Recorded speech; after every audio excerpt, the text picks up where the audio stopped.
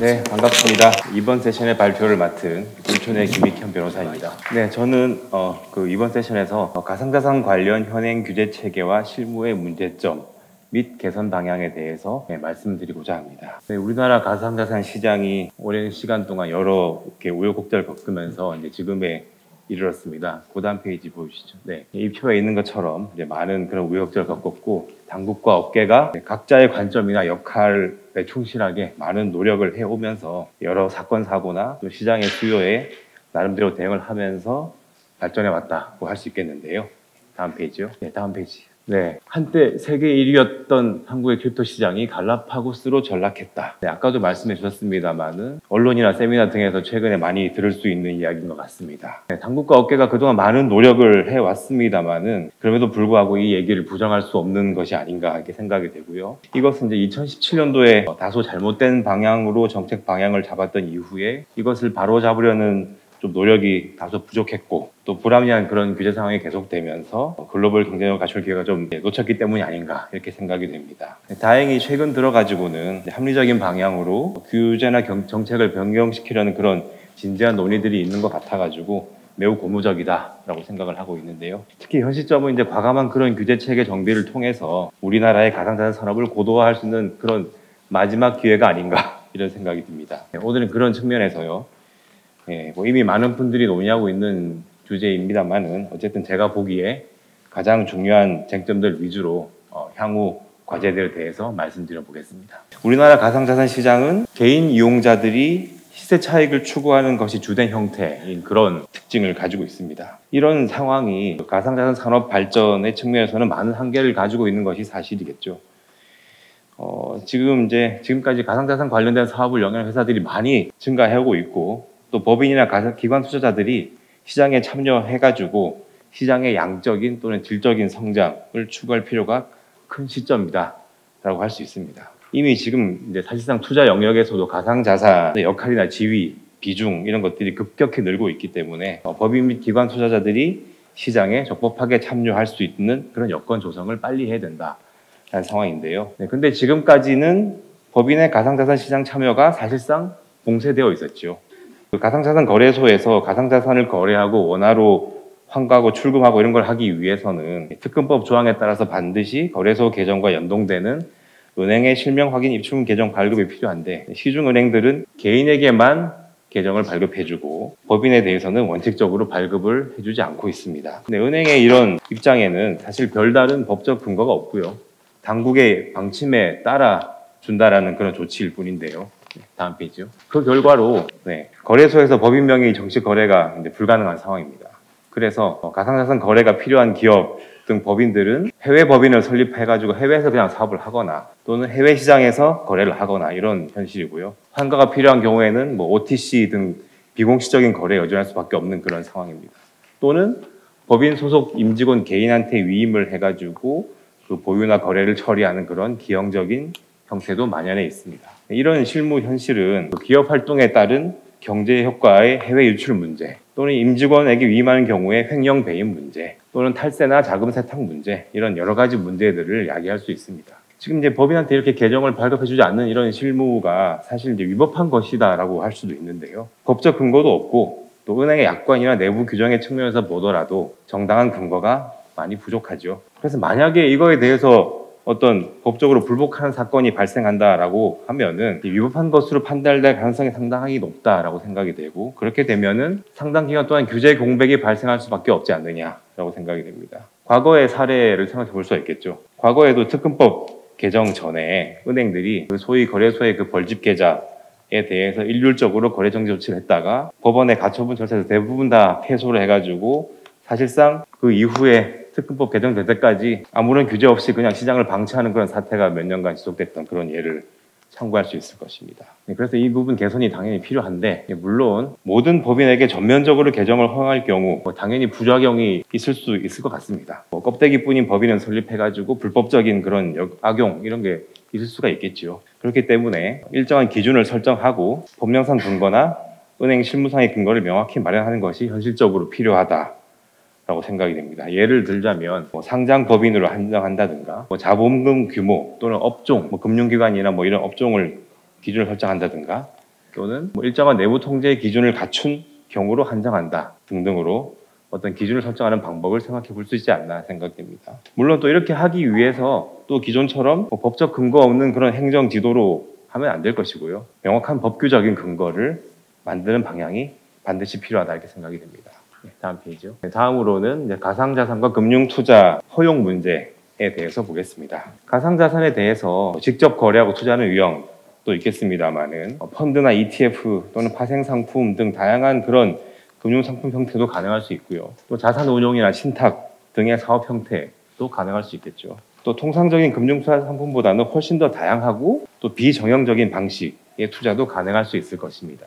국내에서 가상자산 관련 일종의 운용업을 영위하는 경우는 상당수 있고요. 가상자산 사업자 신고를 득하고 하는 경우 또는 득할 필요가 없는 구조를 하는 경우 등이 있습니다. 하지만 펀드나 이런 집합투자 형태의 상품은 사실상 불가능한 상황이고요. 해외에서 비트코인 ETF가 승인되었을 때에도 국내에서의 당국의 입장은 국내에서 현물 ETF는 불어내면 물론이고 심지어 해외의 현물 ETF를 중개하는 것도 불허한다 이런 입장이었죠. 그리고 또 가상자산 이용자 보호법이 시행이 되면서 제3자에게 가상자산을 맡기는 형태의 예치 운영업도 금지되었습니다. 또 심지어는 가상자산 관련 기업에 투자하는 일반 펀드 설정에 대해서도 당국이 계속 부정적인 입장을 유지하고 있다는 그런 문제도 있습니다. 물론 이 부분은 아까 말씀드린 그런 법인 계좌 문제하고는 좀 다르게 법적인 문제가 먼저 해결돼야 되는 그런 측면은 큽니다. 금융투자상품 출시를 위해서는 아까도 다 토론에서 말씀해 주셨습니다만은 자본시장법 4조 10항에 있는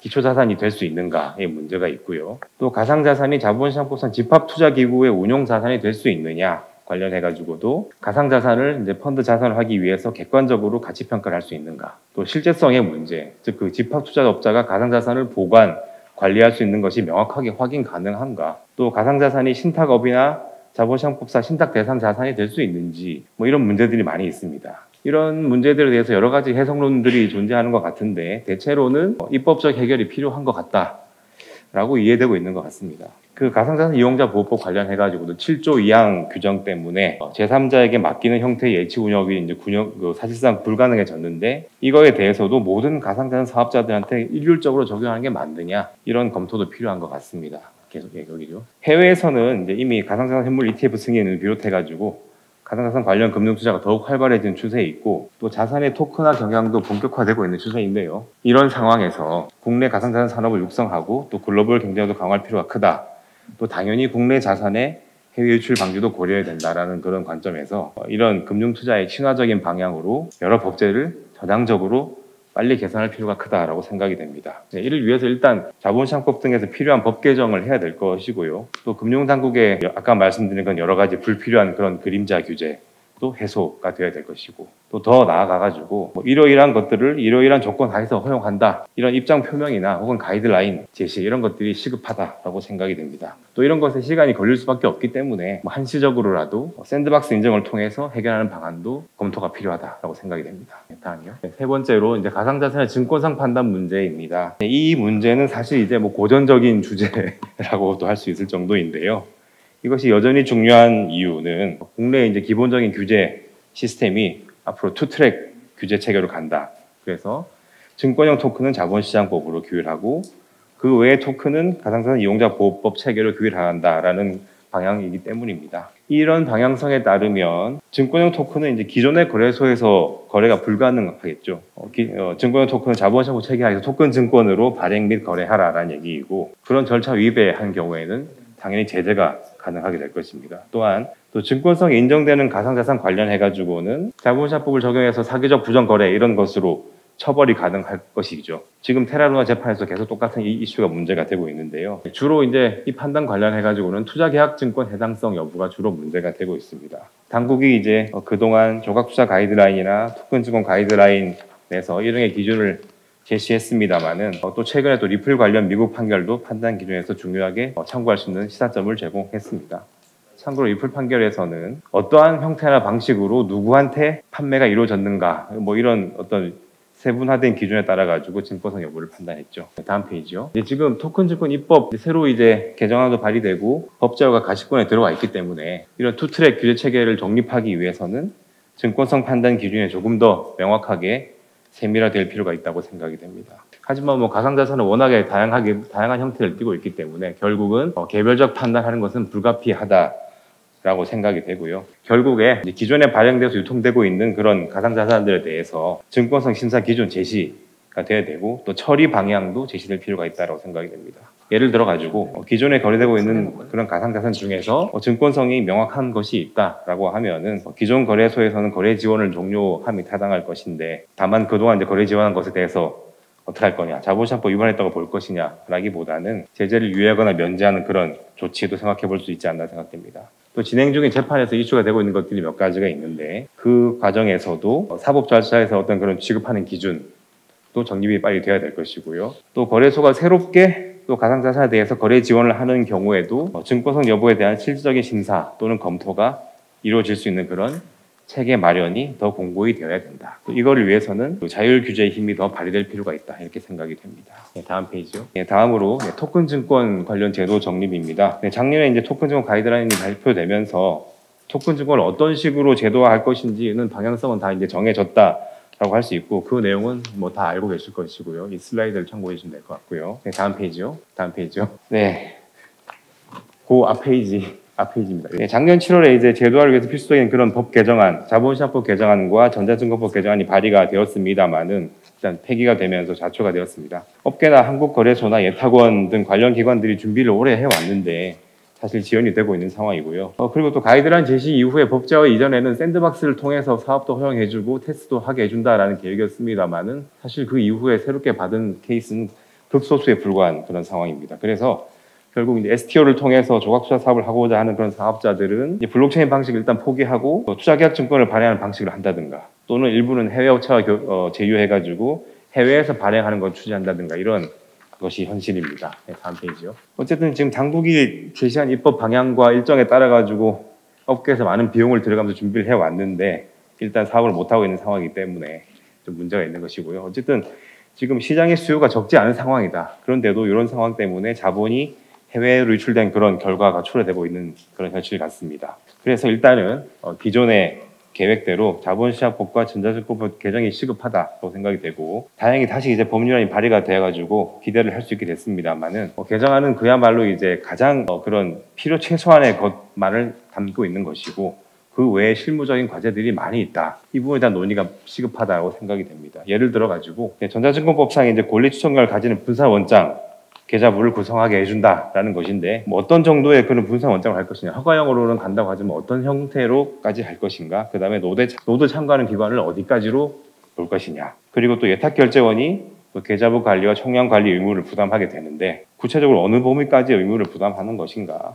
또 분산 원장과 별도로 또 기존의 계좌부를 만들어야 되는 것인지 아닌지, 또 예탁원의 기존 주식 관련 의무나 역할이 있었습니다만 이거는 블록체인에서 많이 차이가 날 것이기 때문에 어느 부분까지 실무적으로 수용할 것인가. 또 그리고 토큰 증권 같은 경우에는 기초 자산을 염두에 두고 있는 그런 형태가 대부분이라 가지고 토큰 증권 이전 시에 이제 기초 자산의 이전도 동시에 이루어질 필요가 있는데 이것들을 하기 위해서는 민법의 원리 기본 원칙과는 다른 또 다른 특례 인정이 필요하지 않은가 이런 문제들. 그리고 또 이제 발행인 계좌 관리기관과 장외 중개업자를 허용한다는 것인데 실무적으로 어느 기관까지 인정해 줄 것인지. 이런 문제들이 사실 많이 산적해 있고 이거는 지금 법 개정만 가지고 되는 것이라기보다는 실무적인 논의들을 심도 있게 해야 되는 그런 문제들이다라고 생각이 됩니다. 다음 페이지요. 다음으로 이제 ICO 허용 문제입니다. 2017년에 ICO 금지 입장을 이제 정부가 발표를 했는데 사실 법적인 근거가 전혀 없는 것이죠. 그럼에도 이제 이후에 국내 사업자들은 ICO가 가능한 해외에 재단을 설립하고 가상자산을 발행한 후에 국내로 들여오는 그런 우회적인 방식 실무를 정착시켰습니다. 당시 정부는 나름대로 어떤 그런 시장 보호 이유를 가지고 했을 것입니다만은 법적 근거가 전혀 없다는 문제뿐만 아니라 정상적인 사업 활동에 불필요한 그런 제약과 비용을 양산시키는 문제가 컸다라고 생각이 됩니다. 이렇게 해외에 재단을 설립하는 그런 방식은 결국은 외국한 걸법 이슈나 조세 이슈 등 여러 가지 법률 문제들을 발생시키게 되는데요. 사업자들은 그런 불확실성을 감수하고 그냥 사업을 진행할 수밖에 없는 현실이죠. 만약에 지금 국내에서 그냥 ICO를 누가 진행한다, 그거에 대해서 어떤 규제를 한다라고 하면은 마찬가지로 이게 위법한 규제가 될 가능성이 커 보입니다.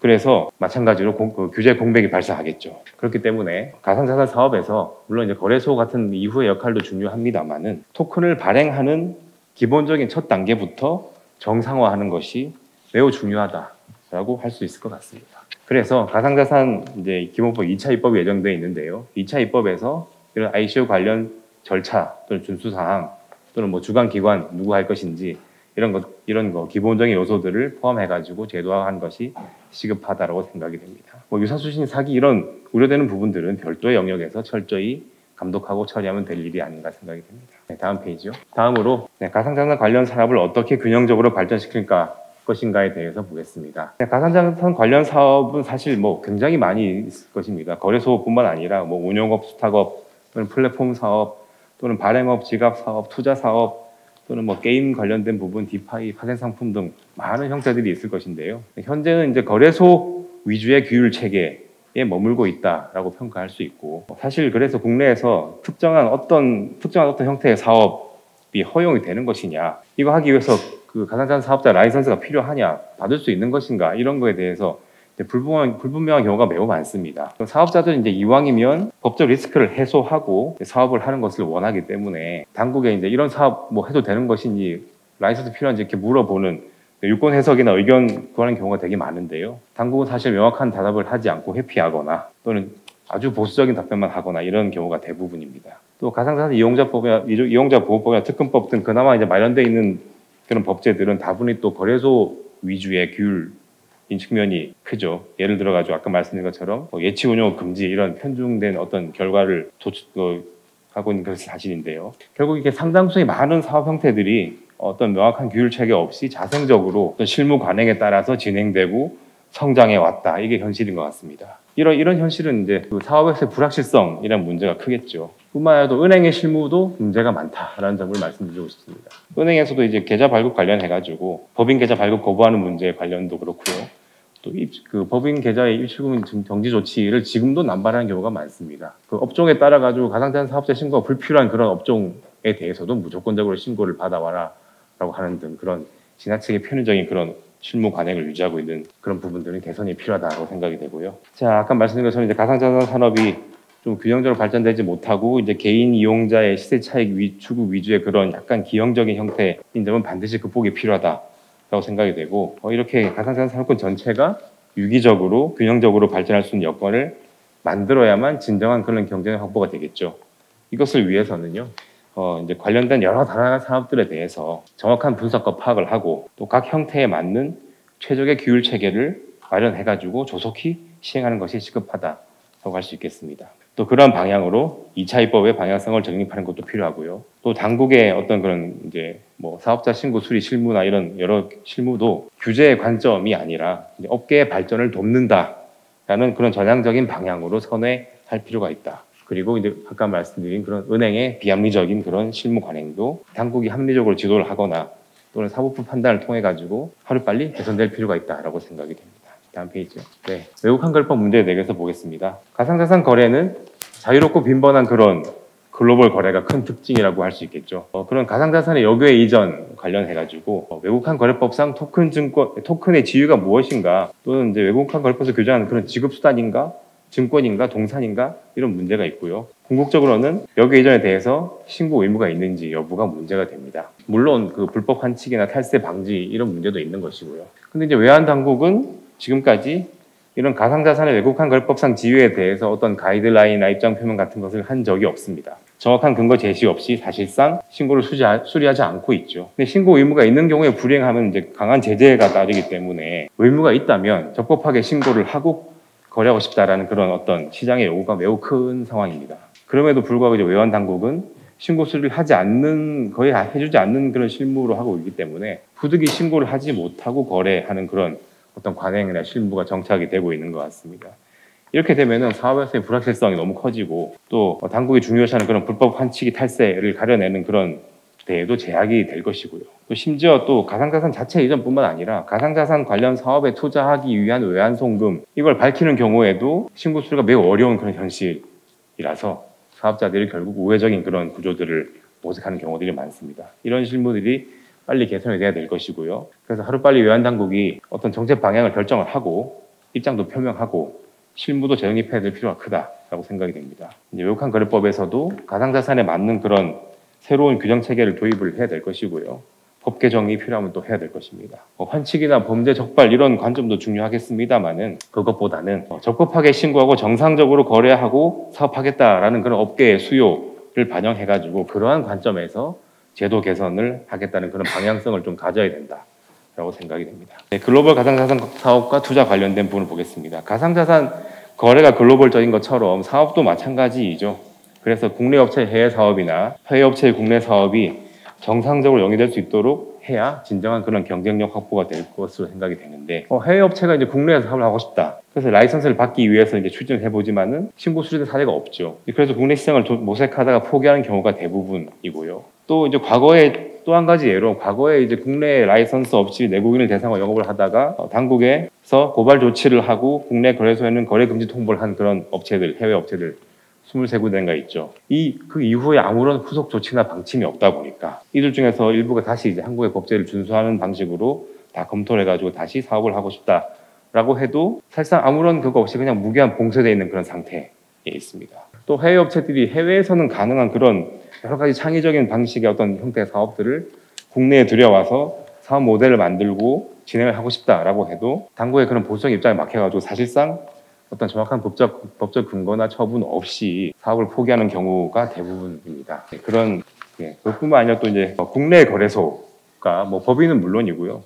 외국인 고객을 유치하는 것도 법적 근거 없이 사실상 금지되고 있는 그런 상황이죠. 또 국내 사업체가 해외와 연계해가지고 가상자산 사업에 투자하려고 해도 외환 송금에 제약이 발생하고 이런 많은 어려움들이 존재합니다. 가상자산 사업의 특성상 이렇게 국내 시장만을 볼 수는 없는 것이고요. 글로벌과 연계한 그런 규율체제 확립이 지금과 같이 이렇게 글로벌 연계 사업에 대해서 금지 일변도의 그런 정책 방향을 가지는 것은 일종의 그런 쇄국 정책 같은 그런 것이 되어가지고 산업 경쟁 확보에 도움이 되지 않는다라고 생각이 됩니다.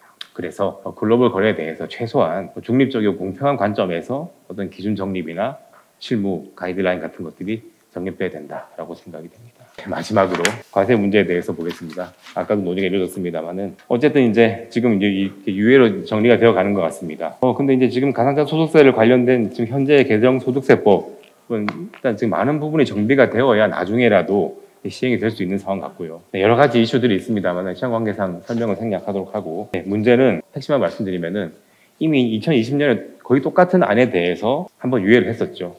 근데 그 사이에 시간이 상당히 흘렀습니다만은 이런 여러 가지 문제점들에 대해서 어떤 심도 있는 검토나 보완이 이루어진 것이 없습니다. 그러다 보니까 지금 상태에서 과세를 할 수 없는 상황인 건 분명하죠. 그래서 이제 유예할 수밖에 없는 상황인데 일단 유예를 해두고 또 똑같이 그냥 아무런 논의나 보완 없이 시간 2년 그냥 보내버린다.